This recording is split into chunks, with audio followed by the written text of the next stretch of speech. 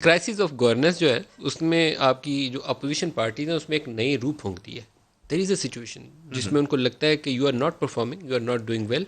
तो सिलेक्टर्स का वो जो लफ्ज़ इस्तेमाल करते हैं वो सीधा इस्टेब्लिशमेंट को कह रहे हैं कि they are not happy with Imran Khan right now. Is there any So would situation they like like this? to offer themselves that's what they are may suggesting? Be they are trying नहीं to sell देखें, themselves they as are an alternative. responsible for, ये जिम्मेदार हैं इस मुल्क की जो predicament है, जो इस मुल्क की जो इस वक्त मुआशी, जो इसकी इक्तिसादी, इसकी इदारा जाती, जो इसका मुल्क का जो मॉरल कलैप्स हुआ है, वो जिम्मेदार इन्हीं की हैं।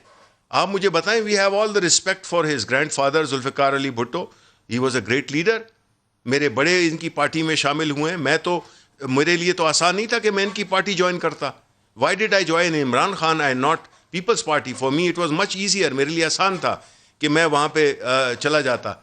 उस वक्त तो ये जो है, जो कि अपनी इनकी पार्टी के लोग थे, उनको इन्होंने उनके जनाजों पे ये नहीं गए हैं और आज ये क्लेम करते हैं कि जी हम इस मुल्क के खैर ख्वाह हैं। इन्होंने तो वो किया है। I mean look at the cases of corruption that they have. आप कहते हैं जी प्रूव नहीं हुआ है। आप मुझे बता दें, आप प्रेसिडेंशियल इम्यूनिटी के पीछे नहीं छुपे रहे। आपके वाले साहब, आपने स्विस अकाउंट जो थे उसमें आप प्रेसिडेंशियल इम्यूनिटी के अभी जो आप पे केसेस आए हैं, ये ओमनी ग्रुप के, या अभी आपको नैब बुलाता है तो आप अभी कोरोना के पीछे छुप रहे हैं।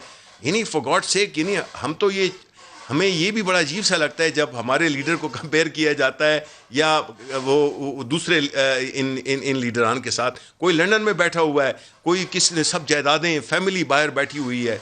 तो मतलब है कि इमरान खान तो ना तो कारोबार करता, उसका सब कुछ इधर ही है। So we would hang on to the leader who is here. इनका क्या है, इन्होंने देखा है कुछ, इन्होंने मेहनत की है जिंदगी में just by virtue of being son of XYZ। तो मैंने इसीलिए कहा है कि अगर वो पॉलिटिशियन या लीडर हैं तो फिर मैं शायर हूँ और बहुत बड़ा शायर हूँ। हो नहीं सकता। एक और उनका स्टेटमेंट है, वो भी आपको दिखाते हैं। एलिगेशन है, बल्कि चार्ज आपके ऊपर दिखाएगा।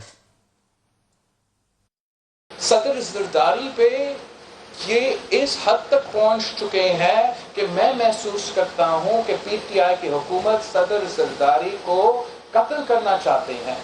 बताइए सर। यानी आप सोच लें सीरियसनेस का।